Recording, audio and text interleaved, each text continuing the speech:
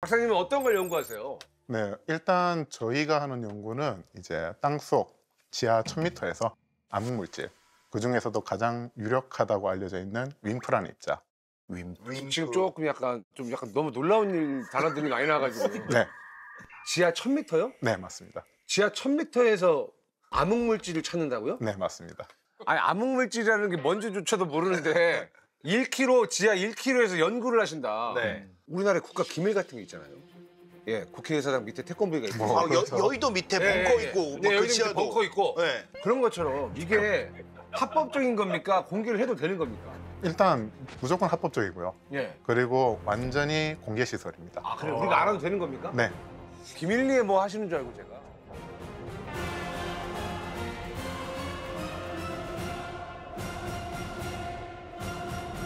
이제 많은 분들이 좀 헷갈리실 거예요. 왜 굳이 지하 1000m까지 내려가냐? 암흑물질 대체 뭐길래? 여기 오늘 제작진들이 이거 암흑물질.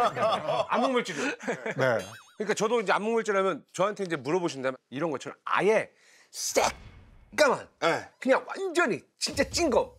그걸 암흑물질이라고 하지 않습니까? 암흑물질이라는 게 정확히 정의가 뭡니까?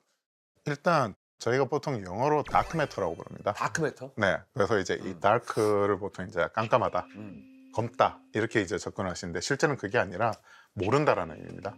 이게 정체가 뭔지 모르는 거고. 아는 게 없다. I don't know인데? 네. Don't know. Don't know.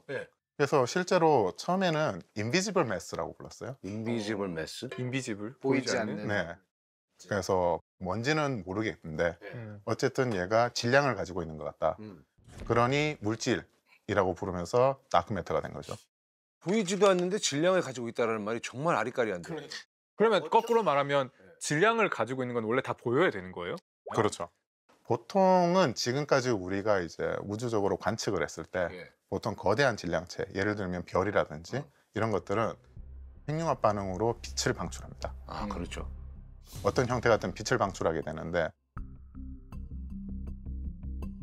얘 같은 경우에는 그런 것들에 비해서도 엄청 질량이 클 것으로 보이는데도 불구하고 전혀 그런 빛을 방출하지 않는다는 거죠. 아예 이렇게 눈으로 보이지 않는데 약간 뭔가 물질이라고 할 수 있는 것들을 암흑물질이라고 하는 겁니까? 맞습니다. 단지 검은 게 아니라? 그렇죠. 아. 근데 안 보이는 물질이라고 알기 쉬운 용어가 있는데 누가 그걸 다크로 바꿔버린 거예요? 그것까지는 저도 잘 모르겠습니다. 그러게. 누군가 바꿔서 모든 혼란이 생겨버리는. 맞아. 다크라고 해가지고. 멋있어 보이니까 그냥 바꿔놓고. 투명물질이라고 하면 되잖아요, 투명물질. 안 그래요? 근데 인비지블은 투명이 아니잖아요. 그렇죠. 인비지블은 불가시잖아. 불가시죠.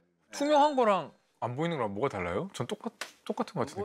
우리 인간의 기준이죠. 가시광선을 통과시키니까 투명한 것뿐이고. 그러면 여기서 눈이에요? 아니면 관측 장비, 어떤 관측 장비를 통하더라도 보이지 않는 거예요, 기준이? 아니요, 꼭 눈은 아니죠. 왜냐면 눈은 볼 수 있는 폭이 되게 좁아요. 가시광선 영역만 볼 수 있으니까. 근데 뭐 우리가 일반적으로 망원경 같은 관측 장비를 동원하면 X선, 자외선, 전파 같은 것도 볼 수 있잖아요. 네. 안 보인다는 건 그런 모든 관측 장비로 보이지 않는다는 뜻이에요. 아. 그러면 지금 뭐 있나 없나도 검출 전자기파로 검출이 안 되는 거고. 그렇죠. 뭐 소리든 뭐든 무엇으로도 알 수가 없는. 그러니까 현재까지는 이제 그 어떤 걸로도 상호작용을 하지 않는데 어쨌든 질량을 가지고 있으니까 중력과는 상호작용을 한다는 거죠. 그래서 현재 이제 표준 우주 모형에 따르면 우리가 지금까지 관측한 모든 이제 현상들은 전 우주의 약 한 4에서 5%. 나머지는 뭔지 모르니까 다 다크라고 부릅니다. 아, 95% 이상이? 그렇죠. 다크? 네.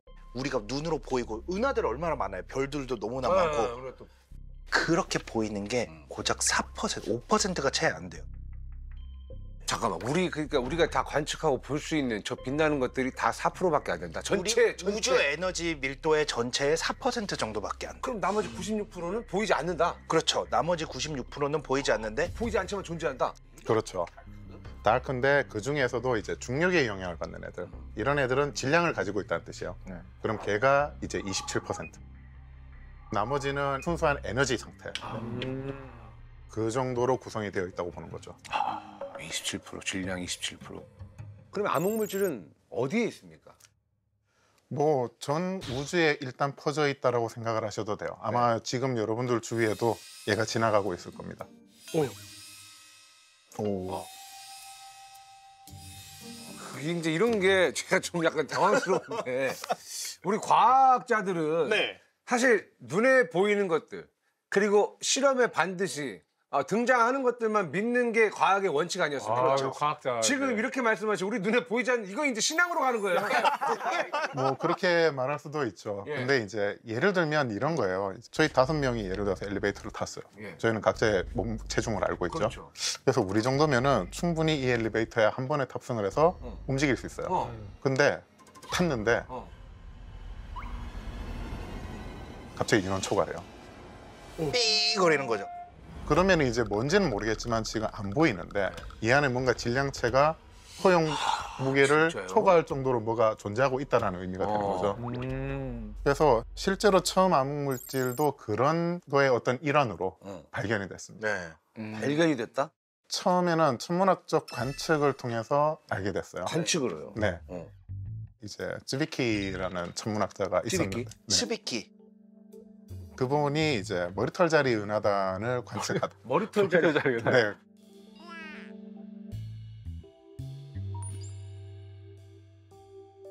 그래서 그 은하단을 관측하면서 이제 은하단의 회전 속도 이런 것들을 좀 관측을 하고 있었어요. 회전 속도. 대부분의 이제 우주의 어떤 천체들은 기본적으로 그 중심을 통해서 회전 운동을 해요. 태양을 중심으로 우리도 돌듯이. 네. 예. 그래서 그렇게 회전 운동을 하게 되는데 생각보다 이 회전 속도가 자기가 관측해서 본 거에 비해서 너무 빠르다는 겁니다. 이 속도가 안 나와야 되는데 그렇죠. 왜 더 빠르지라는 그런 물음에서 이제 시작이 된 거죠. 근데 회전 속도를 그러면 왜 관측했는 건지. 그래서 예. 보통 이제 천문학자들은 보통 그 우주에 대한 원리를 이해하는 게 뭐 예를 들어서 이런 이제 회전 속도라든지 이런 것들을 통해서 중력이라든지 그 구성이라든지 이런 것들에 대해서 탐구를 하시는 분들이에요. 그래서 보통 이제 저희가 그 은하의 어떤 질량 예. 이런 것들을 이제 관측할 때 빛을 통해서 측정하는 게 있어요. 그래서 그걸 우리가 보통 이제 광도 질량이라는 표현을 쓰게 되고 또 하나가 이제 실제로 그 회전 속도를 가지고 구하는 게 있는데 우리가 그걸 보통 이제 역학 질량이라고 불러요. 그러면 이 속도를 어떻게 계산하는 거예요? 뭐 예를 들어서 힘이라든지 속도 같은 것들은 결국 질량과 속도, 즉 가속도 이거의 관계식으로 우리가 환산할 수 있거든요. 그 말은 어쨌든 우리가 속도를 알게 되면은 그러면 최종적으로 이 정도 속도를 내려면 어느 정도 질량, 왜냐하면 중력과 관련이 돼 있으니까 그렇게 환산할 수가 있는 겁니다. 그러니까 우리가 예를 들면 지구나 다른 행성들이 태양 주변을 도는 것처럼 그렇죠. 은하단에서 하나하나의 은하들을 그런 천체라고 생각했을 때 맞습니다. 얘가 뭔가 은하단의 중심을 두고 그렇죠. 회전 운동을 하는데 네. 이 회전 운동을 하는 걸 가지고 그 은하단의 어떤 질량의 분포 같은 걸 잴 수가 있는 거고 그렇죠. 그건 이해가 되는데 네. 첫 번째 뭐 광도 네, 맞습니다. 광도 질량. 광도 질량은 그러니까 빛으로 어떻게 질량을 자, 측정해요? 쉽게 생각하시면 태양을 생각하시면 돼요. 그러니까 태양 같은 경우에도 굉장히 큰 질량이죠. 네네. 그러면 얘는 자기 안에서 핵융합 반응을 통해서 엄청난 양의 빛을 방출합니다. 그럼 이제 우리가 그 빛의 세기를 통해서 그리고 그 빛의 파장이라든지 이런 것들을 통해서 저기에는 어느 정도의 질량이 존재하겠구나. 거꾸로 추천해 갈 수 있는 거죠. 에너지는 E는 MC 스퀘어니까 구할 수 있는 거죠. 그러면 일반적으로 우리가 우주에서 은하단의 질량과 거기서 나오는 빛의 세기가 비례하는 걸 우리가 알고 있는 거네요. 그러면 그렇게 그렇죠. 알고 있는 거죠. 근데 은하에는 빛을 내지 않는 행성들도 있잖아요. 물론 그렇죠. 그럼 그것들은 그냥 작으니까 무시하게 되는 건가요? 무시할 수밖에 없죠. 우리 태양계 무게 중에서 태양이 차지를 하는 게 몇 %인지 아세요? 태양계에서 99.98%예요. 99.98%요. 99.98? 나머지가 0.2? 0.0? 합쳐도 0.02%. 태양이 절대적이네. 그렇죠. 그러니까 무시할 수가 있는 거예요. 그래요. 그러니까 약간 잔잔발이라고. 잔잔발이. 태양 앞에서는 약간 잔잔발이들. 그렇죠. 부스러기. 근데 빛을 충분히 낼 수 있는 것들이 대부분의 질량을 차지할 텐데 그럼 내가 빛으로도 이 질량을 대충 환산할 수 있는 거예요. 그렇죠.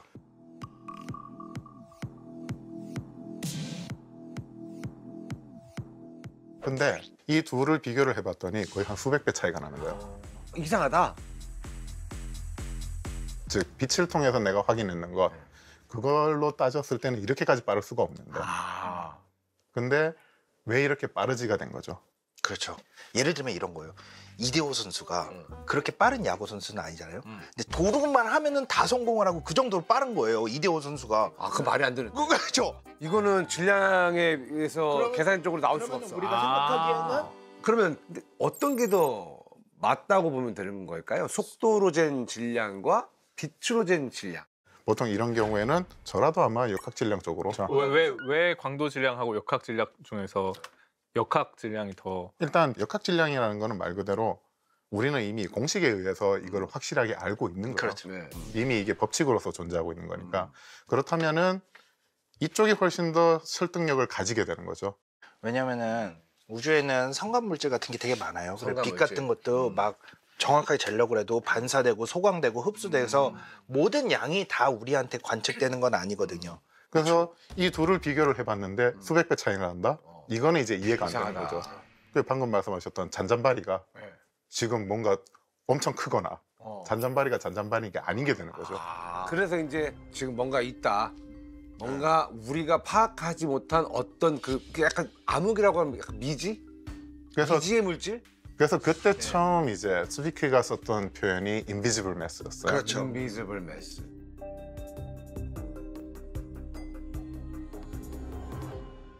근데 그런 생각을 안 해보세요. 그러니까 예를 들어서 제가 이제 자전거를 타요. 네. 자전거를 타는데 내가 밟는 페달링보다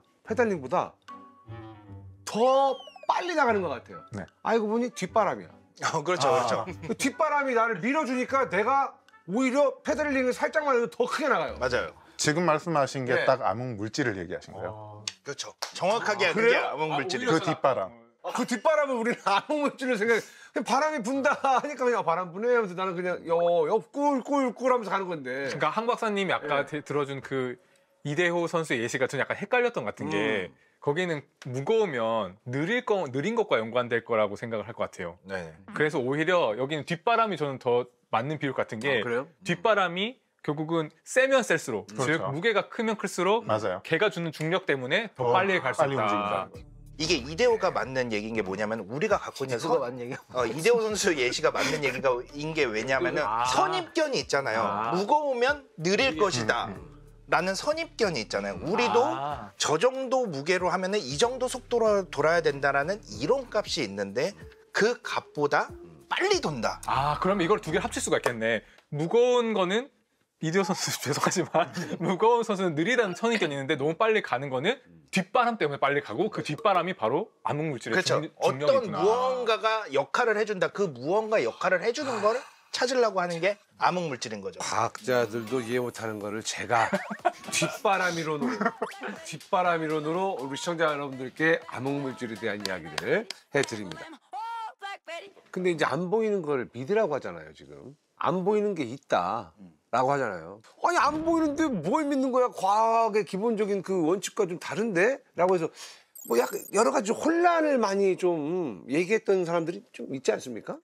아무래도 그러다 보니까 이제 초창기에는 받아들여지지가 않죠. 그러니까 그리고 반응이 이제 그거예요. 그리고 거기 아마 결정적인 계기가 이제 그 즈비키 교수님의 성격 때문에. 지비키 교수님의 성격이요? 네, 왜요? 그래서 그분이 이제 그때 당시 뭐 학계에서 그렇게 썩 이렇게 관계가 좋은 그런 분은 아니었어요. 독불 장군이셨나요? 그렇죠. 독불 장군이기도 하고 아싸? 가짜이기도 하고 네. 아싸죠. 네. 그러니까 약간 남들하고는 좀 다른 길을 걷는 나만의 길을 마이너. 걷는 마이웨이. 그렇죠. 네.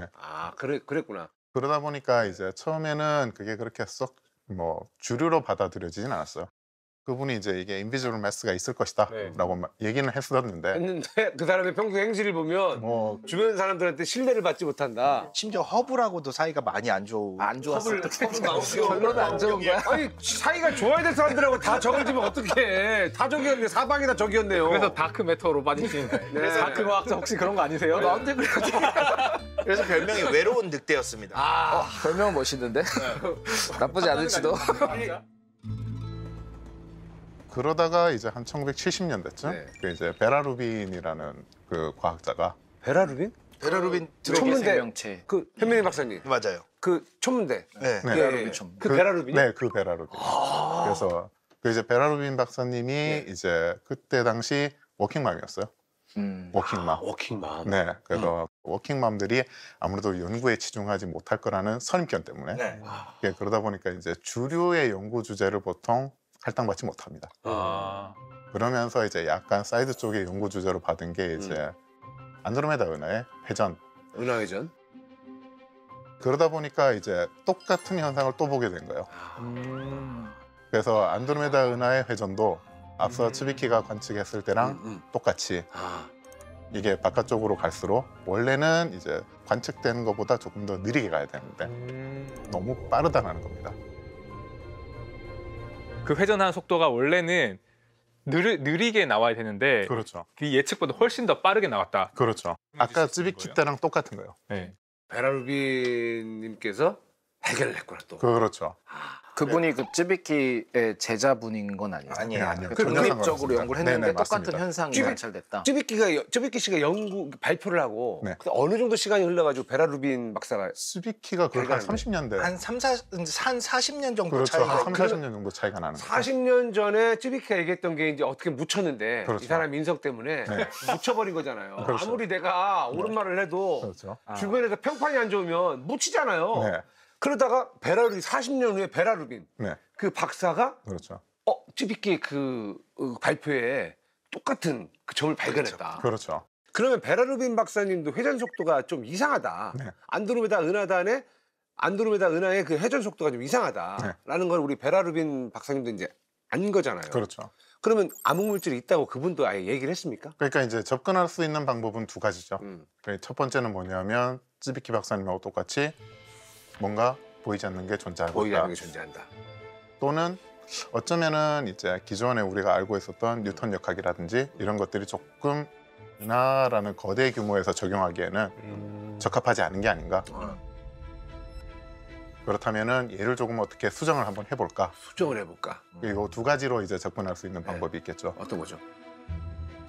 더라도 네. 기존의 법칙에 도전하는 선택은 안 할 것 같아요. 기존의 법칙이. 그러니까 예를 들어 뉴턴의 법칙이 너무나 잘 맞고 있는 만유 인력의 법칙이라는 게 있는데 그거를 야 이거 안 맞으니까 수정해야겠는데라는 접근을 먼저 하진 않죠. 뉴턴 느리죠 못 건드리죠. 그렇죠. 뉴턴 중력 못 건드리죠. 그래서 기본적으로 과학자들은 어쨌든 선대 과학적 지식에 대한 확신이 좀 있어요. 네. 그래서 그 기반으로 어떻게든 새로운 현상을 설명하려고 노력을 하는데 그러면은 이제 뉴턴의 역학을 수정하지 않겠다면 네. 그렇다면 여기에 새로운 무언가를 도입하는 쪽이 훨씬 더 이것저것 설명하기도 좋고 그렇겠네. 그래서 아마 그런 복합적인 이유로 아마 베라루빈도 결국은 이제 암흑물질로 아마 선택을 하지 않았을까. 아. 솔직히 말하면 베라루빈 박사는 암흑물질을 좋아하지는 않았어요. 그러니까 인비저블 매스가 있다는 이론을 좋아하지는 않았어요. 왜냐면 확인이 안 되니까. 네, 확인이 안 눈으로 되고. 안 보이니까. 그래서 안드로메다 은하를 처음에 관측을 하기는 했지만 이거를 확장을 해본 거죠. 다른 은하도 이러나?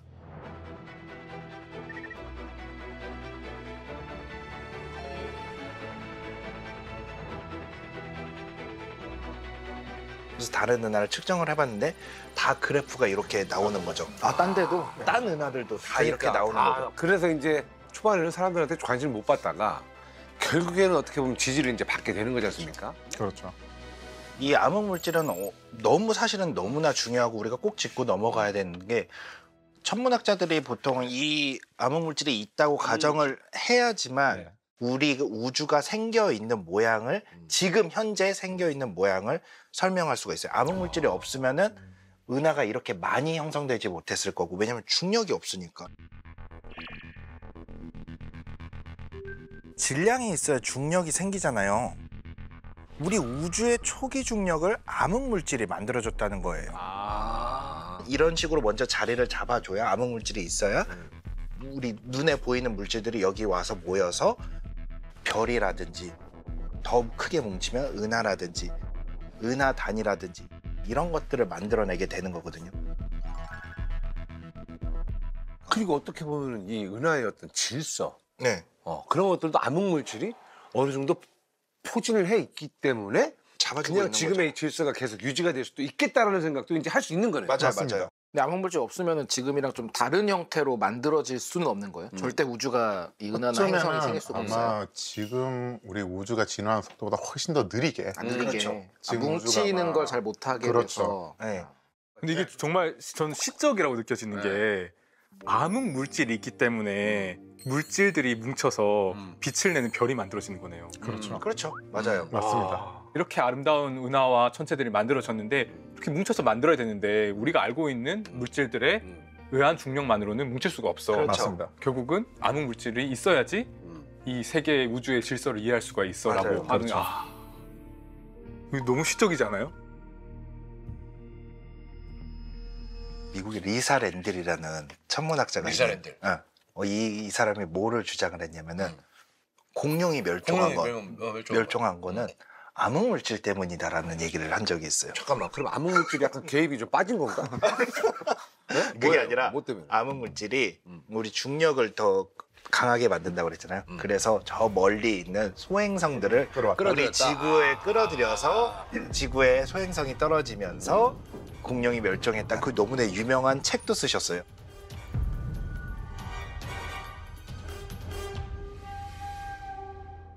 농이에요, 진이에요?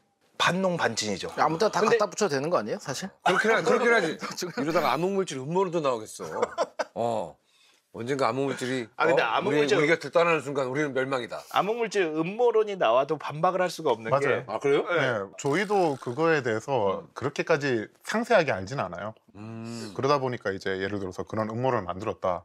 어떻게 반박을 해요? 반박을 하셔야 되는 입장이 있는 거 아니에요? 그러니까 이제 예를 들어서 저희가 지금까지 어느 정도 이해했는 범위를 넘어서는 음모론이면은 저희가 제지를 하죠. 그래서 제가 보통 이제 그런 얘기를 해요. 암흑물질의 경우에는 그러니까 여러분들 상상력이 개입이 돼도 저희가 그렇게 크게 뭐라고 하지는 않아요. 왜냐하면 저희도 그렇게까지 확신을 가지고 아니다라고 말할 수 없는 입장이라. 가끔 저도 암흑 물질을 좀 느낄 때가 있어요. 어차피 안 보이는 거 말할 수 있는 거 아니야? 어차피 안 보이는 거 내 맘대로 얘기하지 뭐. 자석 침대 잘 때 느끼시는 거 아니에요? 딱 집에서 이제 새벽에 잠을 딱 자는데 저 부엌 쪽에서 딱 하는 소리가 딱 하면서 페트병 약간 쭈그리는 소리 있죠. 근데 갑자기 바람도 불지 않았는데 쓰러져. 간장 페트병 쓰러집니다. 암흑 물질이 분명히 지금 온도 차이에 의한 공기풍 차이. 거기에서 암흑 물질이 온도에 의한 공기. 아니요 실내고 일정한 온도였습니다. 이런 게 이제 암흑 물질이 나한테 약간 신호를 보내는 게 아닌가. 그 약간 나 페트병이 여기 있어. 찌그러져 있었던 거 아니에요? 아니, 좀 전에 웬만해서는 괜찮다 하셨는데 바로 반박하시는 게. 그러니까 이런 부분은 좀 견딜 수가 없어요. 간장이 왜 까만 줄 아세요? 왜요? 암흑 물질 많이 들었어요. 그렇지. 그렇지는 뭐. 예, 그렇지. 예, 어떻게 생각하시죠? 이게 이제 저희 같은 과학자들 고문하는 방법 중에 하나.